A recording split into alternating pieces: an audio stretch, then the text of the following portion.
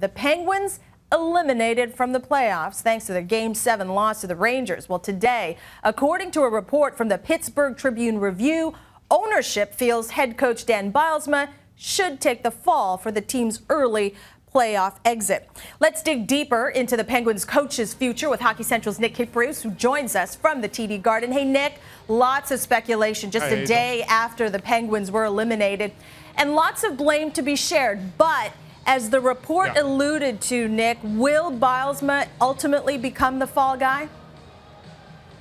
Well, Hazel, he's certainly the easiest target in terms of being the first one that everybody points a finger to. Let's not forget, he was pretty close to being fired last year, but they chose not to. Instead, they brought in Jacques Martin to support him, and that didn't work out so well in these Stanley Cup playoffs as well. But you're right, accountability is all the way around, from Bylsma to Ray Shero, and then ultimately on the players. But right now, everybody feels like Dan Bylsma is on borrowed time. Yeah, well, let's just remind everybody he still is the head coach of the Penguins, and I'm sure there are lots of candidates out there if Bylsma is let go. Nick, anyone you see as a fit for this job?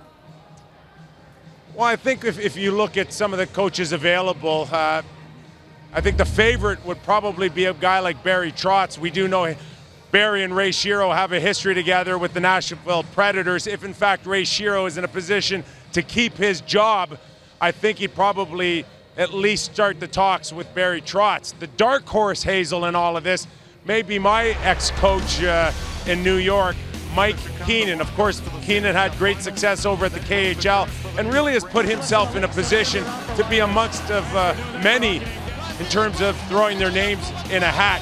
The similarities here with the Penguins go back to my Ranger days, where you had an underachieving team that's supposed to win now. You have star players then in Messier, you have star players now in Crosby.